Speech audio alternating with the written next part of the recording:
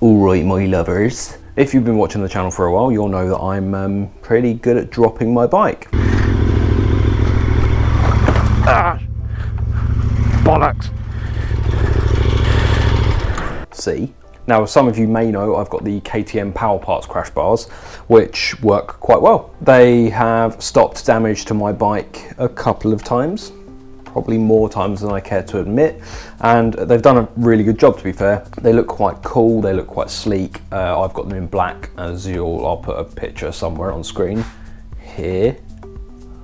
See? Magic of editing.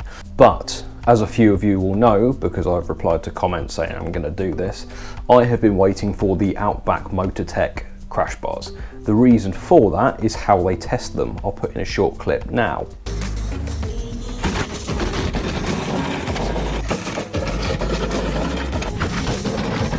Now, it took them a while to get their crash bars released. That's because they were trying to make their upper crash bars work with the lower standard KTM crash bars. They couldn't get it to work. There was deformations and all sorts of stuff. They couldn't give their guarantee of protection to their crash bars because of the stock KTM ones. Now, the stock KTM ones are pretty good. Like I've shown you already, they've saved my bike from being damaged a couple of times, and they're way better than the likes of the Triumph ones, which are actually branded as, I think it's accessory bars. They are not branded as crash bars. So if you come off on a Triumph and they crumble, they're not crash bars, which is pretty annoying. So they went through the whole process of developing for the standard KTM crash bars, couldn't get them to work, so then they created their own crash bars, which is currently what's sitting over there on my bike. If I look like I'm really grubby, by the way, that's because Emma keeps shouting at me for doing all of my garage work in my nice t-shirts and stuff. Because then I go, there's an oil stain on this white t-shirt, can you clean it for me? She keeps shouting at me for that. Don't know why.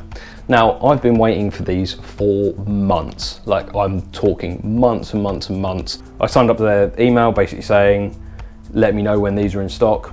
Lo and behold, I went online, it said there was one in stock. I think there was one orange and one black, and I was just like, I've got to do it. I've got to do it. So in this video, I'm going to be removing the stock crash bars. I'm going to be fitting the Outback Motortek ones, which are upper and lower crash bars, as I mentioned. I don't know whether I did mention that. I'm going to go over there in a minute, which is to unbox these. I don't know whether it's going to buzz, because that light seems to make a bit of a buzzy noise on the microphone. Oh, yes! A sticker. I love stickers. Get rid of that.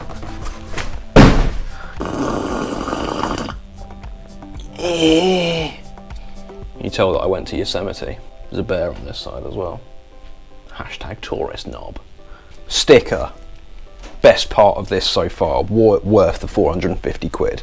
Yeah, they are. They're 450 quid, which is a little bit, yeah, you know. But you get upper and lower. So when you think about it, I think my KTM ones were about 250-ish. I'll put that on screen wherever, somewhere here, how much my KTM ones were, which are only lowers and they're not tested to destruction. If you say 250 for lower to make them the same as the KTM ones, that means the uppers are only 200. That's how I'm rationalising it in my head, but I can justify literally anything if I want it.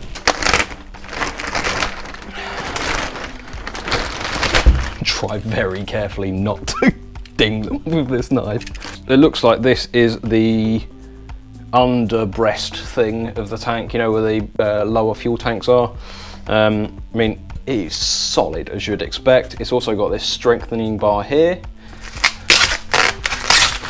This thing here is a big strengthening bar that goes down the middle. So upper crash bar, so that is the second upper there, and then you also get another brace.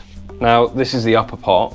I think that goes like that with the emblem facing vertically, which means you've got this here.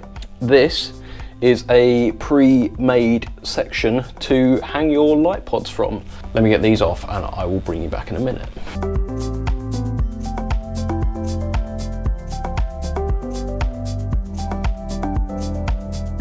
So, if this is anything like the other one, this bit goes up here. This is the big pad thing.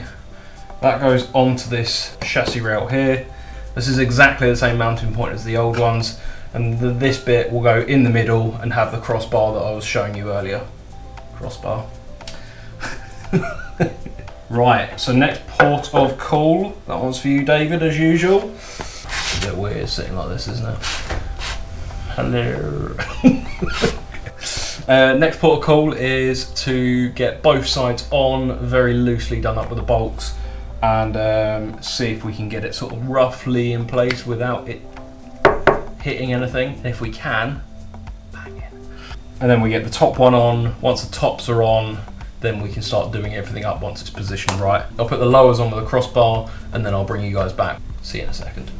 On a scale of 1 to 10 on the fiddly as fuck scale, this is probably about a solid 8. Let me show you what I mean. The lower crash bars are on. They're not done up completely yet, but they're on, which is the main thing. These 4 bolts here, which are the ones that you've got to clamp, my hands are filthy. You've got to clamp these 2 bars together, and essentially they hold onto this bar. These 2 are fine to do up. These 2 here, as you can see, they're really awkward to get to. You can't get a socket in there because the bar's in the way, so you have to use a spanner, but then you can't really get the spanner all the way around on this one. And I've got Wearer spanners which are quite thick, so they won't actually get between here. Now, this thing here, this crossbar, I was looking at this vertical bar trying to work out what it bolts to. Up the top there are some bolt holes. Under there you have to undo the steering damper. This essentially bolts behind the steering damper. Oh my god, let me see if I can get a better view of it. So, I don't know if you can see, that is your steering damper. You have to undo this bolt here and the one on the other side. The crossbar between those 2 and then redo it up. Getting those to line up has been an absolute mission. Obviously if you undo both sides of your steering damper, then it decompresses and then you have to deal with all of that. As you can see, the bars are now on. They are clear, like they have complete clearance all the way around, which is nice. This is very close. This is obviously where the Outback Motortek sump guard bolts to. That just misses the KTM one, like literally by a few mil. Faffage. Okay, so the top bars were actually pretty easy to do. There are 4 bolts that I don't know what they're for. So, yeah. But, look at this. Dun, dun, dun. As you can see, the bars are on. Mounting point in the middle here. And they come round. There's a secondary mounting point here, which is off the crossbar. And then these bars come down and just bolt on to the lower bars. So I've tightened everything up. It looks da baum. I have now moved one of the dick lights onto the crash bars to see what you think. Basically, I think I prefer it, so I think that's probably what I'm going to go for. But yeah, have a look and see what you think. So everything is now tight. They are rock solid. They are not moving. I don't want to do that too much because the bike will go over. This Denali here is on the crash bar. As you can see, this light is tucked back way further than the other one. The other one is here. So it would be, I mean, you can see the mount point here. So it would have been here, and it's now back here, tucked right back, which is quite nice actually. It's quite out of the way. It's also slightly wider. This is the light, obviously. This is the old mount point here. So the old point would have been sitting here, and it's now sort of down and out a little bit more. I quite like it. I think it looks a little bit more, I mean, it gives the bike a wider stance. To be fair, what I could do is put these back up here and get myself a set of like D3s or D7s or something. Go proper knob mode. Steve from a bike thing, I'll give you a call shortly. Okay, final tour de bike. Here we go. Gosh, it looks good.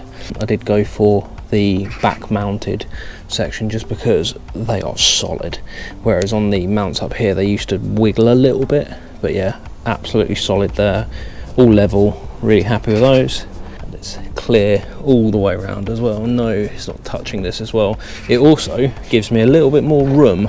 I couldn't get between this properly with my wash mitt before, so that actually gives me a lot of room to be able to actually wash between the panels, which is good. It fits with the stock KTM sump guard, which is amazing. Thank you very much for joining me, and I will see you in the next video. Bye.